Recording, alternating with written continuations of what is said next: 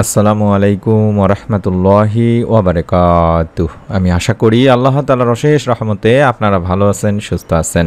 প্রিয় দিনী ভাই বোনেরা, যাদের সন্তান হয় না তারা আজকে আমলটি একবার মনের মধ্যে বিশ্বাস নিয়ে করুন। প্রতি সোমবারের রাতে অন্তত দোয়াটি 100 বার করে পড়বেন। আল্লাহ তাআলার উপর ভরসা করে ইনশাআল্লাহ আল্লাহ তাআলা আপনার মনের নেক আশা পূরণ করেই দেবেন।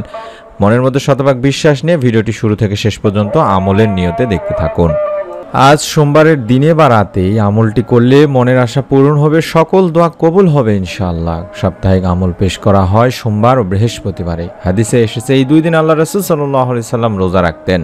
আবু হুরায়রা রাদিয়াল্লাহু তাআলা আনহুর মতে আল্লাহ রাসূল সাল্লাল্লাহু আলাইহি সাল্লাম বর্ণনা করেছেন যে প্রতি সপ্তাহে সোমবার ও বৃহস্পতিবার আল্লাহ তাআলার কাছে বান্দার আমল পেশ করা হয়, তখন আল্লাহ তাআলা তার মুমিন বান্দাদের ক্ষমা করে দেন। আপনারা যদি পারেন তাহলে সামনের সোমবারে অর্থাৎ প্রতি সোমবারে রোজা রেখে এই ছোট্ট দোয়ার আমলটি করার চেষ্টা করবেন।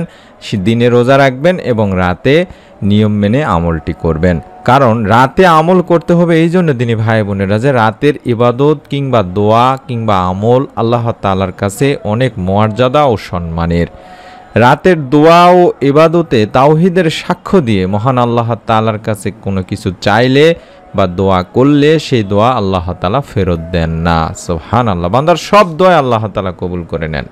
হাদিসে বলা হয়েছে যে আল্লাহ রাসূল সাল্লাল্লাহু আলাইহি সাল্লাম বলেছেন, যখন তোমাদের কেউ রাতে জেগে আল্লাহ তাআলার কাছে দোয়া করে আল্লাহ তাআলা তার দোয়া কবুল করেন। আর যদি ওই ব্যক্তি ওযু করে এবং নামাজ আদায় করে তবে সে নামাজও কবুল করা হয়।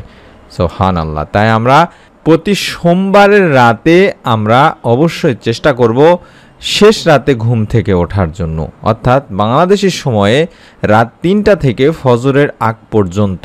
এই সময়টি অত্যন্ত গুরুত্বপূর্ণ একটি সময়, কারণ এই সময়ের দোয়া আল্লাহ রব্বুল আলামিন ফিরান না, অর্থাৎ দোয়া কবুলই করে থাকেন। হাদিসটি হযরত আবু হুরায়রা রাদিয়াল্লাহু তাআলা আনহু থেকে বর্ণনা করা, যেখানে আল্লাহ রাসূল সাল্লাল্লাহু আলাইহি সাল্লাম নিজেই বলেছেন যে আমাদের প্রতিপালক মহান রব আল্লাহ তাআলা প্রতি রাতের যখন শেষ তৃতীয়াংশ অর্থাৎ ৩টা থেকে ফজরের আগ পর্যন্ত এই সময়টিতে তখন প্রথম আসমানে আল্লাহ তাআলা আসেন এবং বলতে থাকেন যে হে আমার বান্দারা, আমার কাছে প্রার্থনা করো, অর্থাৎ আমার কাছে চাও, কার কি চাওয়া আছে আমি তা দান করব। আমার কাছে তোমার জীবনের গুনাহের জন্য ক্ষমা প্রার্থনা করো, আমি তোমার গুনাহ মাফ করে দেব, ক্ষমা করে দেব। এভাবে আল্লাহ তাআলা ফজরের আগ পর্যন্ত তার বান্দাদেরকে ডাকতে থাকেন। আর যে বান্দা সেই সময় তার মাবুদ মাওলাকে ডাকার মতো ডাকতে পারে, আল্লাহর নিকট কাকুতি মিনতি করতে পারে, রহমতের আমলের বদৌলতে আল্লাহ তাআলা তার ভাগ্যের দরজা খুলে দেন। আর সেই সময়ে আমরা 2 রাকাত নামাজ আদায় করে নিব। তারপরে আমি যে দোয়াটি দেখাচ্ছি স্ক্রিনের মধ্যে, এটি একবার পাঠ করব। লা ইলাহা ইল্লাল্লাহু ওয়াহদাহু লা শারীকা লাহু লাহুল মুলক ওয়া লাহুল হামদু ওয়া হুয়া আলা কুল্লি শাইইন কাদির। সুবহানাল্লাহি ওয়াল হামদুলিল্লাহি ওয়া লা ইলাহা ইল্লাল্লাহু আল্লাহু আকবার লা হাওলা ওয়া লা কুওয়াতা ইল্লা বিল্লাহ। এবং একবার বলবো রাব্বিক ফিরলি, অর্থাৎ হে আমার রব আমাকে ক্ষমা করুন। এভাবে বলার পরে আমরা কোরআনে বর্ণিত গুনাহ মাফের যে দোয়াটি স্ক্রিনে দেখাচ্ছি এটি 100 বার পাঠ করব, অর্থাৎ রব্বি হাবলি মিনাস সলিহিন, রব্বি হাবলি মিনাস সলিহিন। এভাবে অন্তত 100 বার পাঠ করব আল্লাহ তাআলার কাছে। তারপর 2 হাত তুলে দোয়া করব।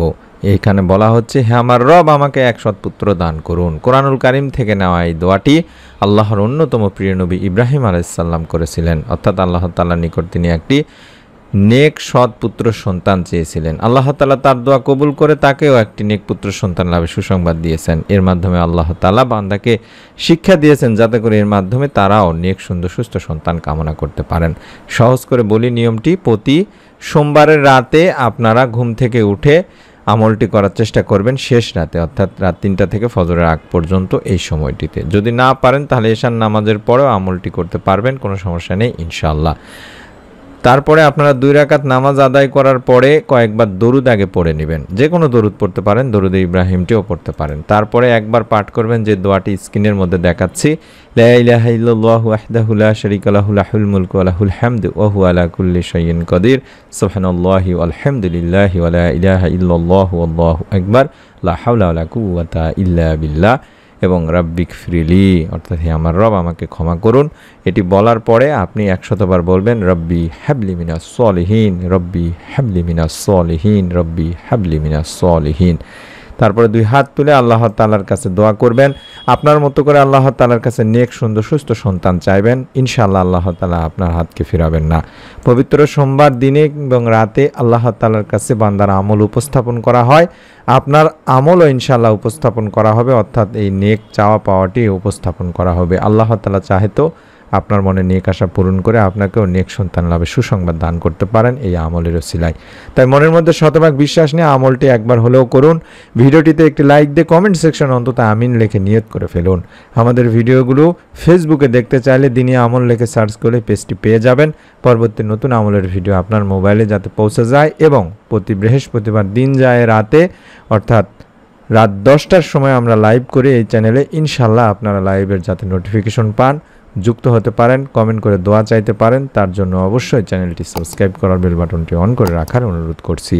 আমাদের অন্যান্য চ্যানেলের ভিডিওগুলো দেখতে চাইলে আমি নামগুলো দেখাচ্ছি চ্যানেলের, চাইলে ইউটিউবে সার্চ করে ভিডিওগুলো দেখতে পারেন। অত্যন্ত গুরুত্বপূর্ণ ভিডিও দিয়ে থাকি। আমরা আল্লাহ তাআলার কাছে দোয়া করি যারা ভিডিওটি দেখছেন, আমলটি করার চিন্তা করছেন বা নিয়ত করেছেন, আল্লাহ তাআলা সকলকে একটি নেক সুন্দর সুস্থ সন্তান লাভের সুসংবাদ দান করুন এই আমলের ওসিলায়, এই দোয়াই করি।